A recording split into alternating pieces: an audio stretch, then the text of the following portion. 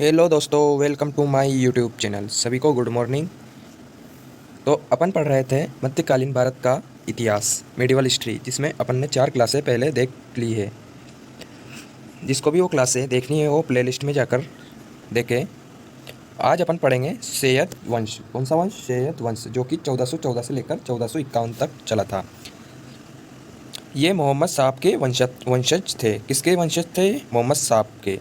पहला शासनकर्ता आता है इसमें खिजर खां। खिजर खां ने कब से कब तक शासन किया? 1414 से लेकर 1421 तक। सैयद वंश का संस्थापक कौन था? खिजर खां। इसने सुल्तान की उपाधि धारण नहीं की। उपाधि क्या थी इसकी? रैयत ए आला, यानी कि किसानों का नेता। रैयत ए आला का मतलब क्या होता है? किसानों का नेता, यानी कि किसानों का जो लीडर होता है वह रैयत ए आला कहलाता है। यह स्वयं को तैमूर के पुत्र शाहरुख का प्रतिनिधि मानता था। दूसरा राजा आता है इसमें मुबारक शाह। इसने राज किया था 1421 से लेकर जो 1434 तक।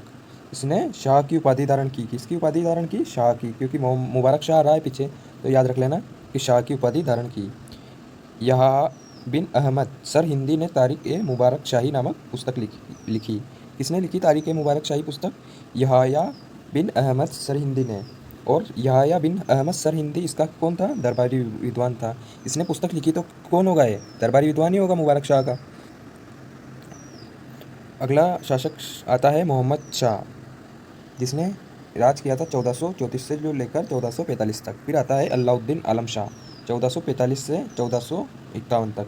ये सल्तनत का कार्यभार बहलोल लोदी को सौंपकर बदायूं चला गया। कहाँ चला गया? सल्तनत का कार्यभार बहलोल लोदी को सौंपकर बदायूं चला गया। अब आता है वेरी इंपॉर्टेंट वंश, जो कि लोधी वंश कहलाता है। लोधी वंश के बारे में अपन जानकारी प्राप्त करेंगे। इस लोधी वंश ने शासन किया है 1451 से लेकर जो 1556 ईस्वी तक। बहुत साल तक शासन किया इसने। लोधी कहाँ के थे मूलतः? लोधी मूलतः अफगान के थे। इनका संबंध अफगानों की शाहू खेल शाखा से था। कौन सी शाखा से था? शाहू खेल शाखा से। इनके पूर्वज घोड़ों के व्यापारी थे। इनके पूर्वज कौन थे? घोड़ों के व्यापारी।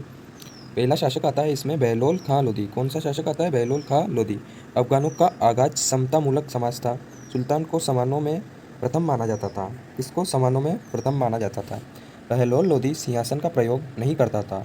बहलोल लोधी गद्दी पर बैठता था। मतलब बहलोल लोधी सिंहासन का प्रयोग नहीं करता था, वह ओनली गद्दी पर ही बैठता था। यह अपने अमीरों को मसनद ए अली पुकारता था। अपने अमीरों को क्या पुकारता था? ये मसनद ए अली पुकारता था। यह अमीरों का सदैव स्वागत करता था। इसने जौनपुर को जीत लिया। किसको जीता था? जौनपुर को। इसने बहलोली सिक्के चलाए जो मुगल काल तक मान्य थे। कथन, यदि मैं मेरे गुलाम को पालकी में बिठा दूं तो मेरे अमीर उसे उठाने से इनकार नहीं करेंगे। यह कथन था इसका। अब दूसरा शासन करता आता है लोधी वंश में सिकंदर लोधी, जिसने शासन किया था 1479 से लेकर जो 1517 ईस्वी तक। जिसने सिंहासन का प्रयोग आरंभ किया। इसने सुल्तान के पद को गरिमा में बनाया। इसके अमीरशाही फरमान का भी सम्मान किया। यह गुलरुखी उपनाम से कविताएं लिखता था। इसने 1504 में आगरा शहर की स्थापना की। Very important. आगरा शहर की स्थापना किसने की? सिकंदर लोधी ने। कब की? 1504 ईस्वी में। तथा 1506 ईस्वी में इसे राजधानी बनाया। फिर राजधानी भी बनाया था आगरा को। 1504 ईस्वी में तो आगरा की स्थापना की, तथा 1506 ईस्वी में आगरा को राजधानी बनाया। यह एकमात्र सुल्तान था जिसने हुम्स में हिस्सेदारी नहीं ली। हुम्स में क्या नहीं ली? इसने हिस्सेदारी नहीं ली। इसने सिकंदरी गज का प्रयोग किया। किसका प्रयोग किया? सिकंदरी गज का प्रयोग किया। इसने अनाज से चुंगी कर हटा दिया। किससे हटाया इसने? चुंगी कर अनाज से। इसका पसंदीदा वाद्य यंत्र कौन था? शहनाई। शहनाई बजाने का शौकीन था इसको। लज्जत ए सिकंदर शाही संगीत ग्रंथों का फारसी अनुवाद करता था। फरहंग ए सिकंदरी आयुर्वेद ग्रंथों की फारसी अनुवाद भी किया। सिकंदर लोधी की धार्मिक नीति क्या थी? इसकी माँ हिंदू थी। इसके एक ब्राह्मण को मृत्युदंड दिया। इसने एक ब्राह्मण को मृत्युदंड दिया, क्योंकि ब्राह्मण ने कहा था कि सभी धर्म समान होते हैं। इसने पुरी के जगन्नाथ मंदिर को भी तुड़वाया। इसने कांगड़ा के ज्वाला मंदिर को भी तुड़वाया। इसने ज्वाला देवी मूर्ति के टुकड़ों को कसाईयों में वितरित किया। ये देखिए, कांगड़ा का ज्वाला मंदिर बता रखा है। अब आता है इब्राहिम लोधी। इब्राहिम लोधी ने कब से कब तक शासन किया? ये 1517 से लेकर जो 1526 तक। अमीर इसके व्यवहार से नाराज हो गए थे। इसके चाचा दौलत खान लोधी व अमीन खान लोधी ने बाबर को भारत पर आक्रमण करने हेतु आमंत्रित किया। इसके चाचा ने ही बाबर को बोला कि इब्राहिम को लोधी पर भारत पर आक्रमण करें, और कथन कहा था, मेरे अमीर मेरे शाही खेमे का सम्मान करते हैं। फिर पानीपत का वो युद्ध हुआ, किस किस के बीच में हुआ? इब्राहिम लोदी और बाबर के बीच में, जिसमें इब्राहिम लोदी पराजित हुआ और बाबर जीत गया और इब्राहिम लोदी युद्ध में ही मारा गया। सल्तनत कालीन स्थापत्य कला के बारे में देखेंगे अपन। सल्तनत काल में इंडो इस्लामिक शैली का विकास हुआ। कौन सी शैली का विकास हुआ? इंडो इस्लामिक शैली का विकास हुआ। यह शैली भारत व मुस्लिम स्थापत्य शैली का मिश्रित रूप है। किसका रूप है? भारतीय व मुस्लिम शैली का स्थापत्य रूप है। हिंदू स्थापत्य शैली अन्य विशेषताएं क्या है? धरणी, शहतीर, छज्जे, स्तंभ व कोष्ठक। निर्माण सामग्री में क्या क्या लगता था हिंदू स्थापत्य में? बड़े बड़े पत्थरों का उपयोग। और किसका अलंकरण करते थे? देवी देवताओं व अप्सराओं की मूर्तियों का, फूल पत्ते बेल बूटे का चित्रण, घंटियों का चित्रण भी करते थे। मुस्लिम स्थापत्य कला में कौन कौन सी विशेषताएं थी? मेहराब, मीनार, गुंबद या गुंबद। निर्माण सामग्री क्या क्या लगती है? छोटे छोटे पत्थर, चूना पत्थर, गारा, टाइल्स आदि। अलंकरण में कुरान की आयतें, ज्यामिति आकृतियाँ। मेहराब क्या होता है? मेहराब के बारे में ये नीचे चित्र दे रखा है। क्या है ये? मेहराब।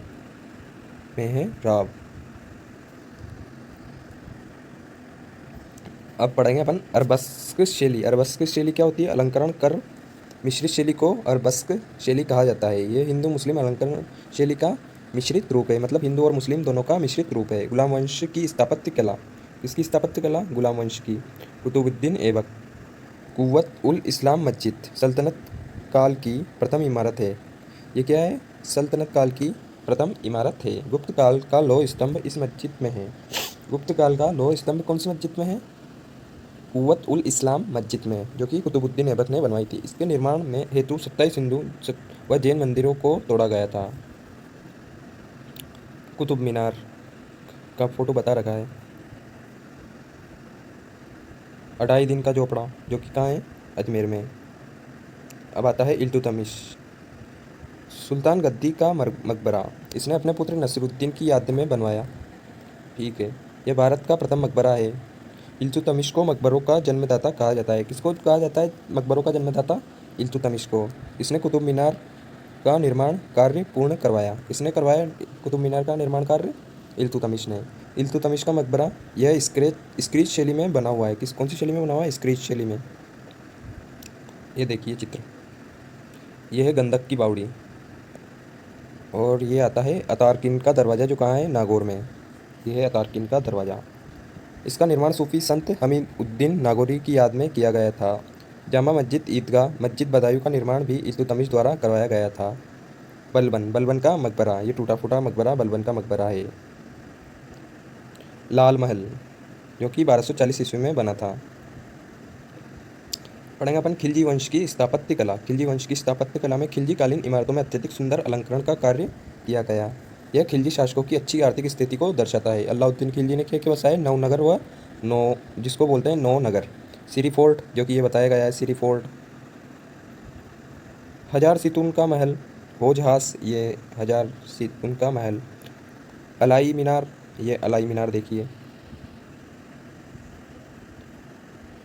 अलाई दरवाज़ा, ये अलाई दरवाज़ा। वैज्ञानिक दृष्टिकोण से निर्मित प्रथम गुंबद है ये। जमात खाना मस्जिद, ये जमात खाना मस्जिद शुद्ध इस्लामिक शैली में निर्मित प्रथम इमारत है। मुबारक खिलजी के द्वारा क्या बनाया गया? ऊखा मस्जिद या उषा मस्जिद भी कहते हैं इसे। अब आती है तुगलक वंश की स्थापत्य कला। तुगलक वंश के राजाओं ने क्या क्या बनवाया था? इस काल में की इमारतों में मजबूती पर अधिक ध्यान दिया गया है। इन इमारतों पर अलंकरण का अभाव है। गयासुद्दीन तुगलक ने क्या क्या बसाया था? एक तो तुगलकाबाद का किला, जो कि ये दर्शा रखा है। अन्य नाम क्या है इसका? छप्पन कोट। इसे सलीम शैली में बनाया गया, जो रोमन शैली से प्रभावित है, जैसे ढलवा दीवारें। गयासुद्दीन का मकबरा कृत्रिम झील में बना हुआ है। ये किस में बना हुआ है? कृत्रिम झील में। इस पर हिंदू का प्रभाव दिखाई देता है।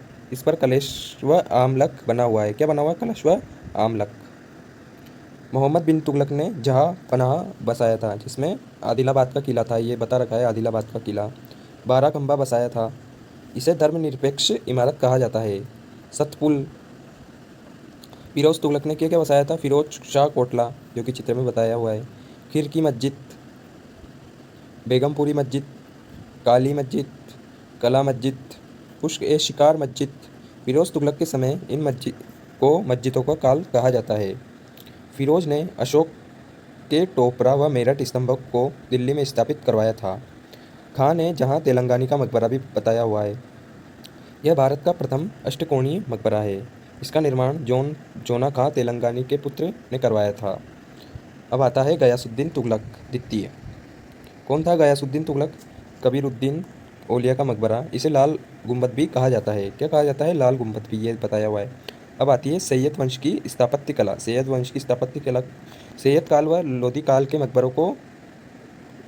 को मकबरों का काल कहा जाता है। सैयद व लोधी वंश के काल को क्या कहा जाता है? मकबरों का काल। खिज्र खां ने क्या बसाया था? खिजराबाद। मुबारक शाह ने क्या बसाया था? मुबारकाबाद। लोधी वंश की स्थापत्य कला ने सिकंदर लोधी में बहलोल लोधी का मकबरा बसाया। मोट की मस्जिद, इसका निर्माण सिकंदर लोधी के सेनापति मियाँ बुआ ने करवाया।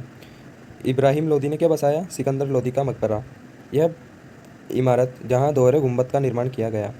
लोधी काल की अन्य प्रसिद्ध इमारतें: बड़े खां का मकबरा, छोटे खां का मकबरा, दादी पोती का मकबरा। अब अपन पढ़ेंगे सल्तनत कालीन साहित्य। लेखक कौन है? सल्तनत कालीन साहित्य का पहला लेखक है हसन निजामी, जिसकी पुस्तक है ताज उल मसीर। दूसरा लेखक है मिनहाज उस सिराज, जिसकी पुस्तक है तबकात ए नासिरी। अमीर खुसरो, इसने पहली पुस्तक लिखी थी नूह सिपेहर। इसमें भारत की भौगोलिक स्थिति का वर्णन किया तथा कश्मीर की भी प्रशंसा की। दूसरी पुस्तक है इसकी किरान उस सादेन, जो कि बुगरा खां व केकुबाद का संवाद था। इसमें मिफ्ता उल फुतूह, इसमें जलालुद्दीन खिलजी की जानकारी प्राप्त हुई। खजाइन उल फुतूह, अलाउद्दीन खिलजी के अभियानों की जानकारी थी। इसमें फ़ारसी साहित्य में पहली बार जौहर शब्द का उल्लेख किया। इसके अनुसार हमीर की बेटी ने जल जौहर किया। कहाँ पर? राजस्थान में। अन्य नाम क्या था इस पुस्तक का? तारीख ए अलाई। तुगलकनामा भी किसकी पुस्तक थी? अमीर खुसरो की। तुगलक शासकों की जानकारी प्राप्त होती थी। आशिका या आशिकी, खिज्र खां व देवल रानी की कहानी है इसमें। घर फिरदौस बर रहू जमी अस्त, हमी अस्तो हमी अस्तो हमी अस्त। अमीर खुसरो कौन थे? अमीर खुसरो निजामुद्दीन औलिया का शिष्य था। इसने हिंद को तोता कहा जाता था। इसे हिंद का तोता कहा जाता है। तूतीय हिंद।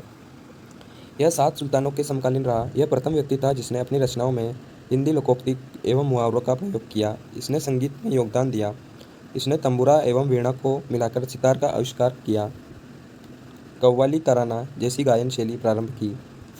इसने गज़ल तथा ख्याल जैसी गायन शैली को विकसित किया। सल्तनत काल का प्रशासन देखते हैं।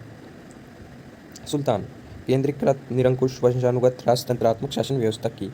सिद्धांततः सुल्तान का प्रतिनिधि होता था, लेकिन व्यवहारिकता में स्वतंत्र शासन करता था।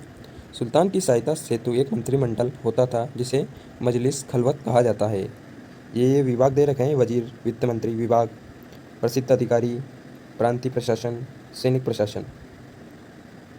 ये सब प्रशासन दे रखे हैं इन्होंने। राजस्व व्यवस्था भी बताई है, बटाई कर, बटाई के प्रसिद्ध नाम। तो ये ज़्यादा जानकारी परीक्षाओं में नहीं पूछी जाती, इस वजह से अपन आज की क्लास यहीं पर समाप्त करते हैं।